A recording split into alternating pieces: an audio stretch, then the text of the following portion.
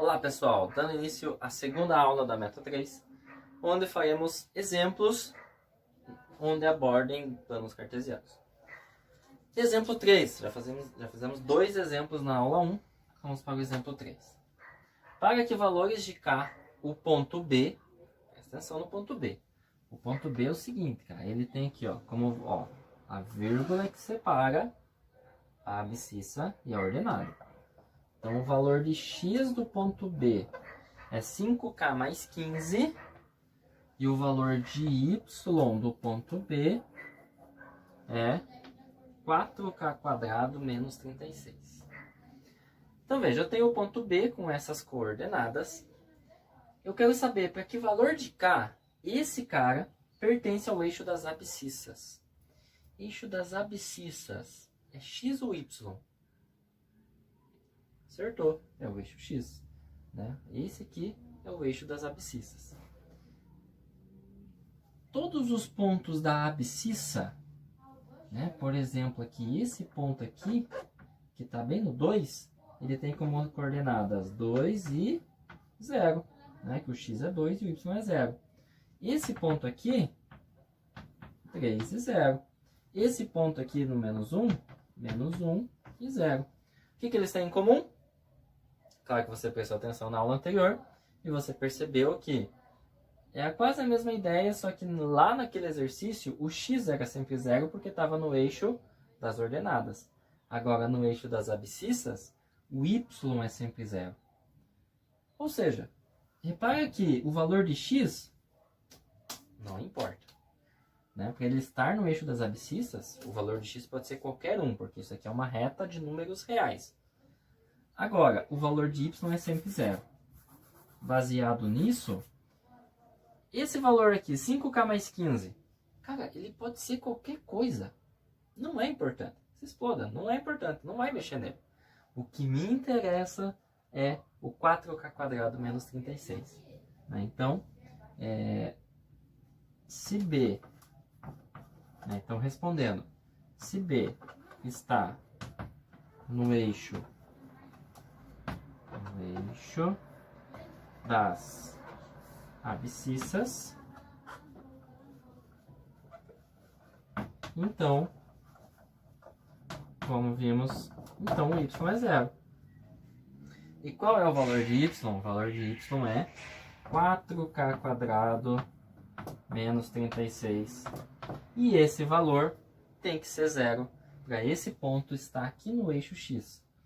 Tá, professor, mas aonde que ele vai estar aqui no eixo x? Não importa. O importante é ele estar aqui. Ele pode estar aqui, pode estar aqui, pode estar aqui, pode estar lá na frente. Não importa.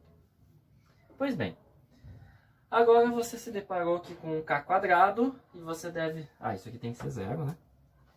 E você deve pensar... eu vou ter que usar Bhaskara, então?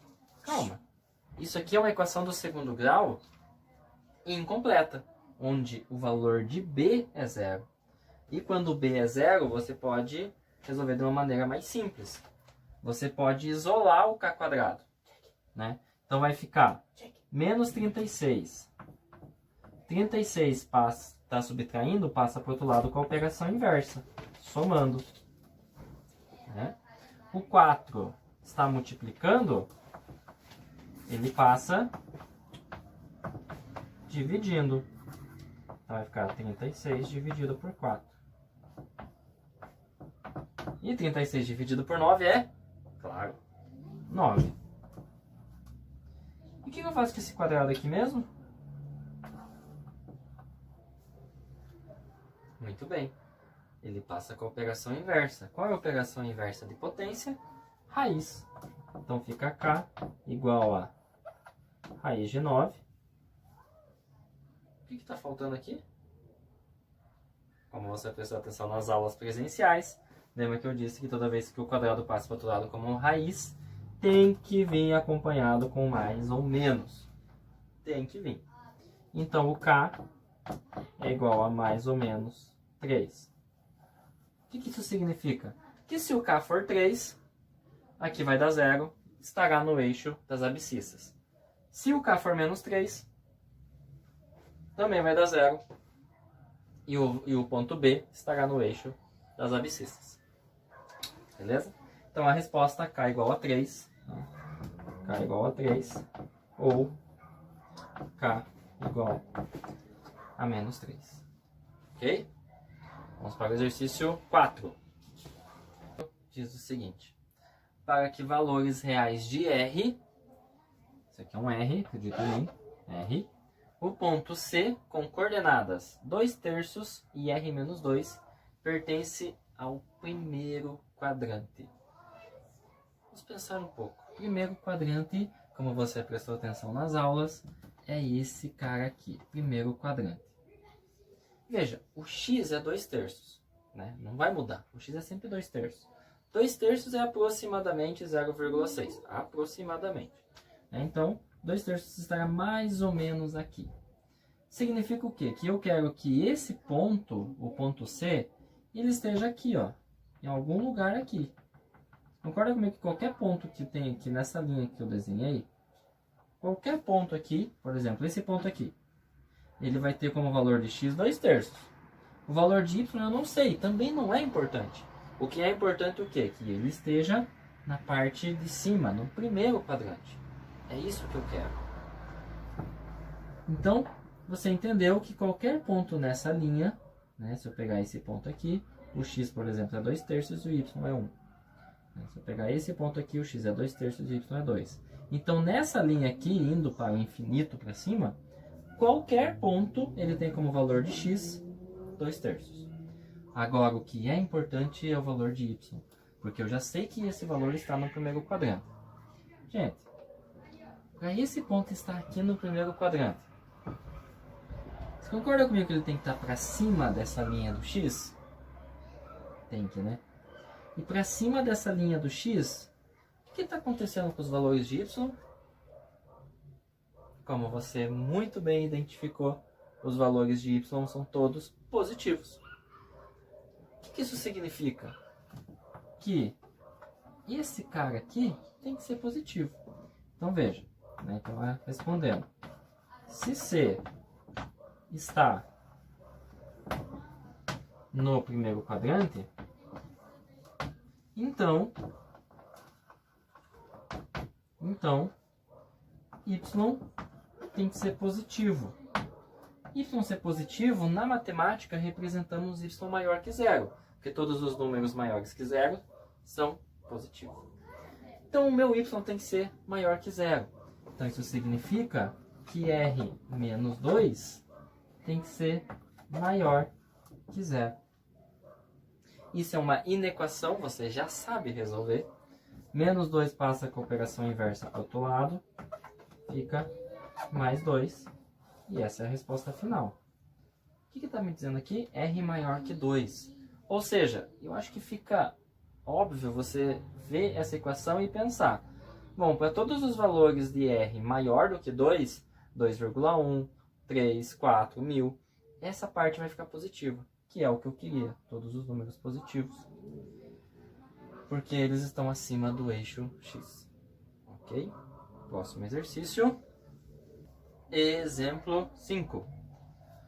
Para que valores reais de M, o ponto C, que é 5m-8 como valor de x, como abscissa, e m mais 2 como valor de y ordenada, está no segundo quadrante.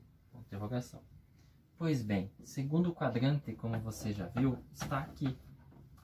Né? Aqui está o segundo quadrante. Vamos analisar os valores de x primeiro. Tá? Então, vamos colocar aqui, resposta. Se C está no segundo quadrante, 2 pontos. O X, o segundo quadrante está aqui. No X, ele está do 0 para a esquerda. E do 0 para a esquerda são os números, muito bem, negativos. Como é que eu represento o negativo? O X menor que 0. Certo? Porque os números menores que 0 estão à esquerda, são os negativos. Agora os valores de y. Os valores de y no segundo quadrante estão acima de 0. E no eixo y, os valores acima de 0 são os... Acertou, positivo. Então o x tem que ser menor que 0 e o y ser maior que 0. Pois bem, agora basta você substituir. Se o x é isso aqui, no valor de x, você vai colocar 5m menos 8 menor que zero. Você já sabe resolver essas inequações. Menos 8 passa para o outro lado, com a operação inversa fica 8, mais 8, não precisa aparecer mais. 5 está multiplicando, passa com a operação inversa, dividindo. Então o m tem que ser menor que 8/5. Pois bem,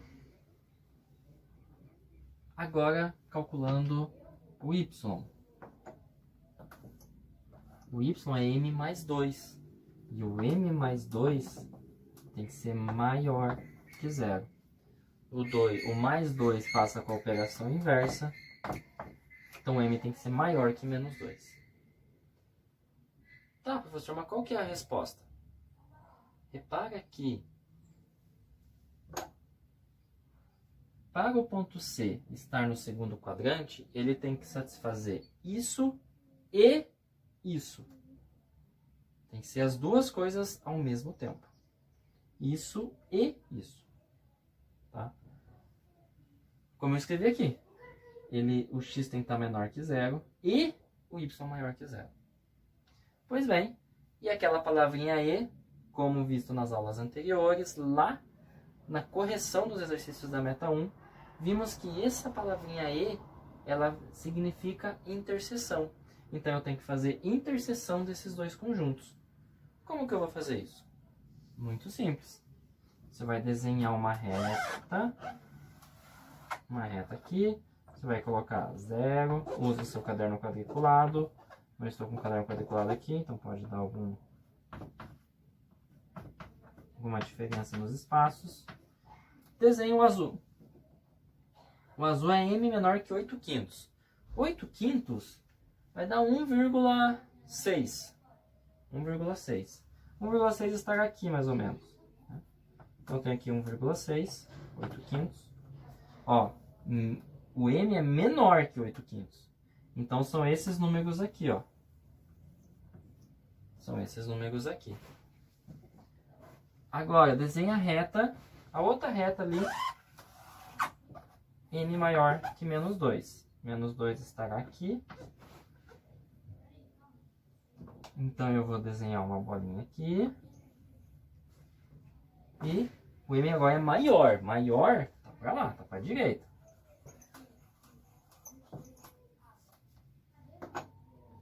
Só um detalhe, né? Aqui a bolinha aberta porque eu não tenho sinal de igual.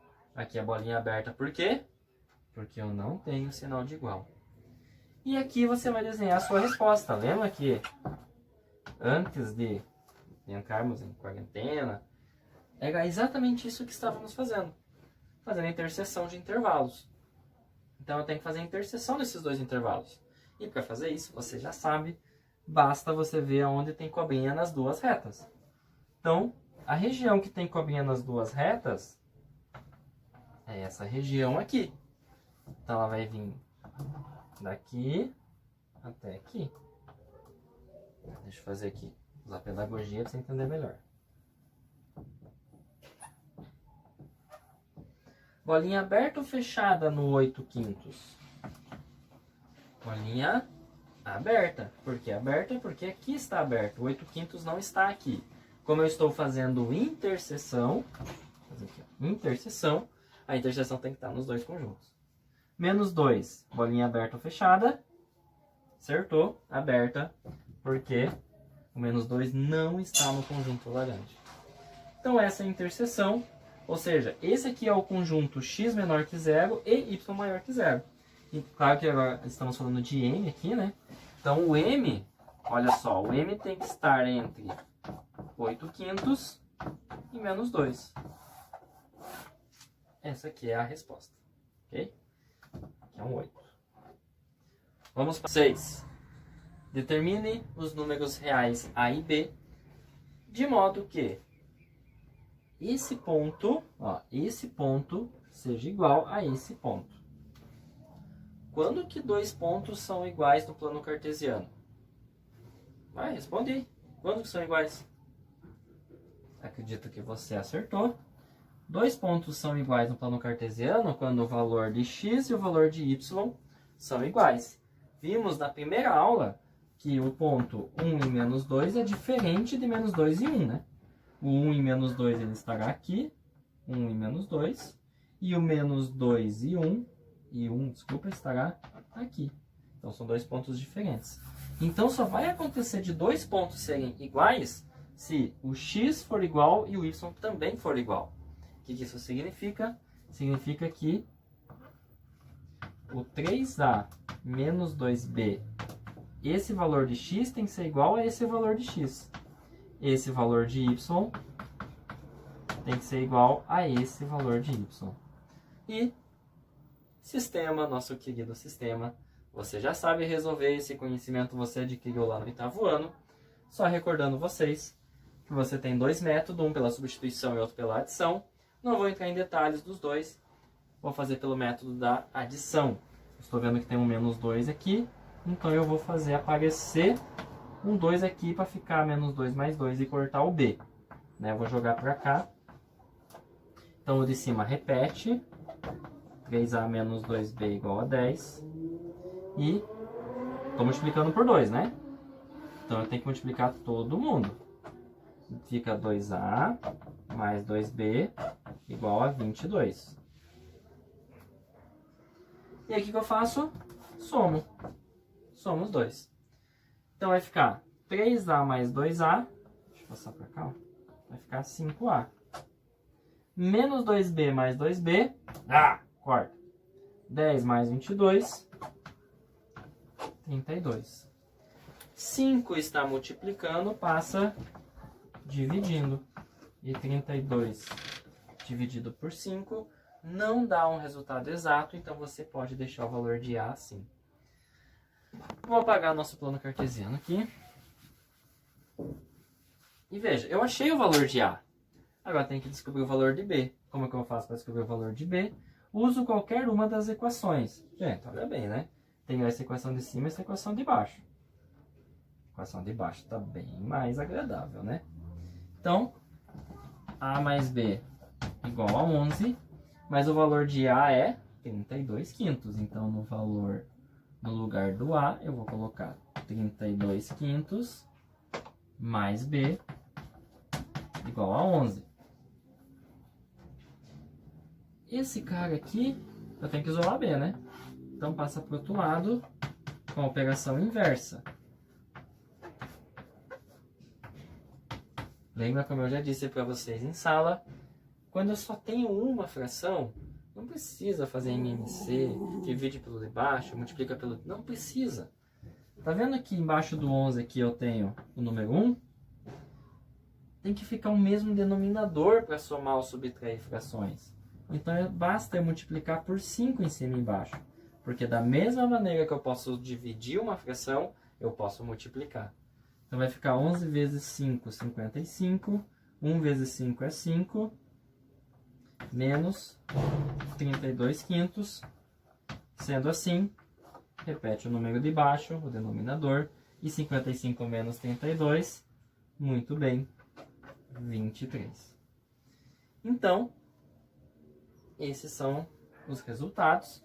Determine os números reais A e B. Né? Então, A é igual a 32 quintos e B igual a 23 quintos.